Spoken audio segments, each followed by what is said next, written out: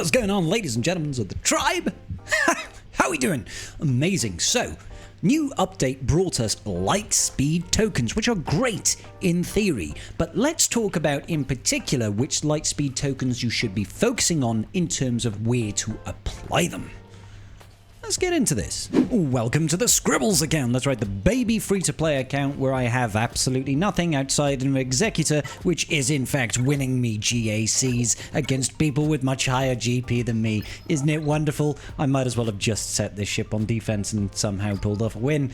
The old AP games trick, is that right? Yes, it is. Anyway, speaking in terms of brand new updates to the game, we have got Lightspeed tokens. Essentially, these are single-use consumable items that allow you to take characters to certain star levels, gear levels, and relic levels depending on the rarity. Over here you can see that there is a chromium Lightspeed token. It will take a character to level 85, 5 stars, and relic 1. Abilities get leveled up to level 5. And you can see a list of characters in my roster that I can apply it to. There is also a Bronzium Lightspeed token. These are the only two that exist in the game as we currently stand. It is a lesser version, essentially, than the Chromium version. Still takes it to level 85, only gear 12 and 4 stars. Abilities are leveled up to 4. Realistically speaking, most people that are getting these don't really care about the ability levels. Either way, all you're going to be saving yourself is some purple ability mats. It's not a lot. They never give you the Zetas, they never give you the Omicrons. And it's the same characters because they're all smugglers. Now, when this update came live, CG said we were going to be getting one for smugglers and one for separatists. The separatist one isn't in the game yet. The only place we can get these is from getting to level 50 in the episode track. Over here you can see if you have the paid episode track, you get the superior version. That'll take you to relic 1, and free-to-play players will get the gear 12 4-star equivalent. Now, these are still great, and one word of mention just here. I've heard a few people talk about, have we lost episode points because the final tier over here used to be a significant amount of episode points. I've gone through and checked. The total amount of episode points that we get throughout the entirety of the episode pass is the same as previous. We haven't lost out on episode points. They've front-loaded it a bit more.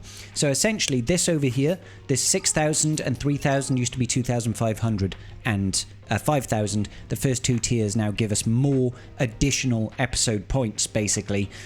And, oh, sorry, it's these two. Sorry, these two and these two.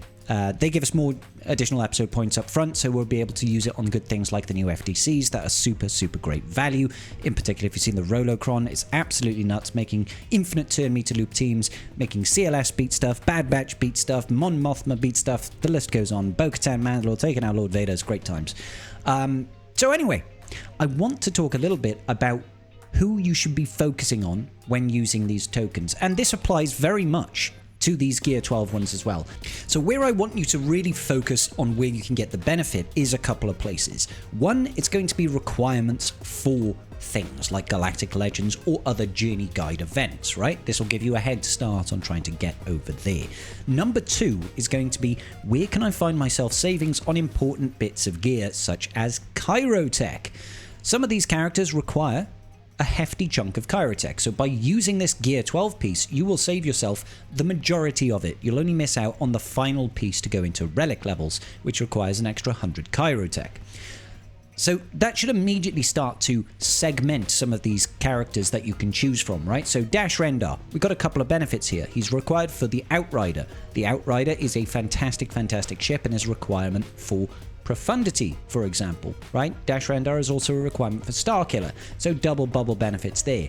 Additionally, Dash Rendar is one of the newer characters and does require quite a significant amount of Chirotech. You can see over here that he requires, what, 400 Chirotech to get up into relics? So you're saving yourself 300 Chirotech by using that Gear 12 Bronzium Lightspeed token on him. Pretty good competitor, I would say. Next up, we have Hondo Onaka. Now, Hondo is a requirement for the brand new GL Hondo and is also a requirement in order for you to get Afra unlocked. Now, Afra is pretty good, well worth getting, but combined, both of those things together, put him quite high up the list. He's also pretty good in the brand new raid. So having a Hondo go straight to gear 12 is probably what I'm going to do on my free-to-play account, because here's a Cantina shipment farm, which is the fastest ones to get up in terms of sharding, but I would rather save that so I can farm additional signal data and that sort of thing to make sure that I don't miss out on other areas of the game. If this gets me to gear 12, it is going to save me some Kyrotech. As you can see, you need 250 of the shock prods and 150 of the computers, so getting him to gear 12 is going to save me about 300 Kyrotech and a boatload of Carbantes, which obviously they're not as important anymore, but it is still a significant benefit. Next up is L3, a perfectly decent tank. But L3 is quite an old character, only requires Kyrotech when going up to relic levels, and typically doesn't get used a heck of a lot these days. Useful, but more of a mid to late game character, L3, so I would probably pass on that one.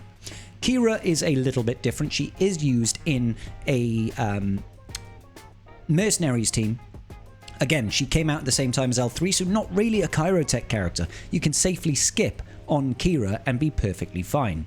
Sana Staros, decent enough use. The only reason I say decent enough is because Sana Staros is a requirement for Afra, just like Hondo, so it's not like that investment is going to be wasted.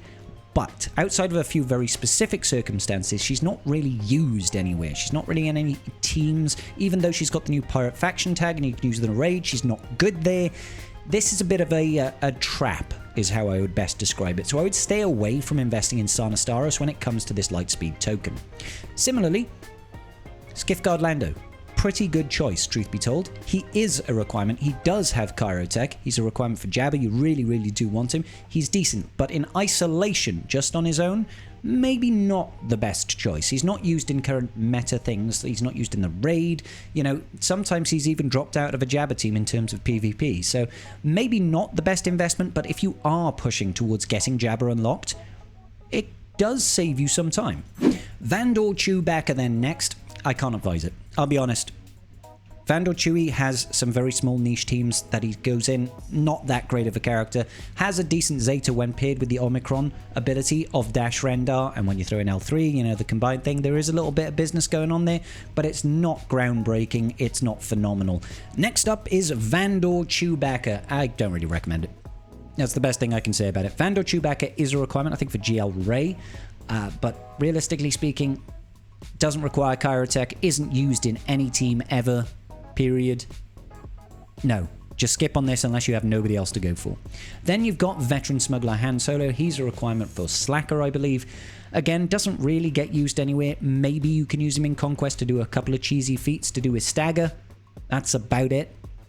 Similarly, young Han Solo and young Lando. Young Lando's got a ship. That's about it with L3. That's the benefit, and is a requirement in TB at, what, like R6? Don't advise it. I don't advise it. So these two, for me, definitely a skip. You know, they're both required in TB, truth be told. But unless you've got nothing else to invest in, they're not used anywhere else in the game. They're not very good characters. I say that with R7 on young Han Solo and R6 on young Lando. I don't advise using Lightspeed tokens. Finally, Zori Bliss. Zori Bliss is actually a pretty decent shout. She really does elevate Finn lead resistance, so if you have Rey but you don't have Zori, this is a really good start. You can throw an Omicron on her and you can get some use out of that team. You'll still want her in relic levels. She also has the comeuppance, which is decent. Overall, pretty decent team, Zori. Finn bag bros with Zori is actually pretty decent. With that Omicron, especially with current Datacrons, it can elevate that team quite severely. So if I was to prioritize who would be the number one choice, for me, right now, I would say the number one choice would have to be Hondo, simply because he dips into requirements and is a current solo 300k team for the raid. If you don't need that, I would just start looking at other requirements. Characters like Dash is okay, characters like Skiffguard Lando is okay, and then Zori Bliss. The rest of them, unless you have nothing else to put in, I wouldn't really bother investing, right? You could maybe go for Sana if you really want to get Afra, or you could go for L3 if you want to finish off the ship, but realistically, it's only looking for requirements. The priorities in my turn would be Hondo would be number one, Zori would probably be number two, then it'd be Dash, then it would be Sana. That's probably, well, actually, I'd probably have Skiffguard Lando before that if you're pushing for Jabba. And that's about it really, ladies and gentlemen. We're going to be getting more sources of these Lightspeed tokens in the future. They're apparently going to the store. We don't know how much cash or crystals they might cost, and apparently they are going to feature somewhere in the future.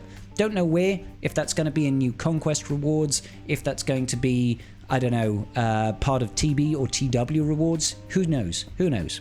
I'm excited to see where it goes. Let me know your thoughts and we'll do the exact same thing for when the Separatist set comes out in who knows when. Alright, ladies and gentlemen, I will see you all in the very next video. Make sure you hit that like button and I will see you later. Peace out and may the Force be with you.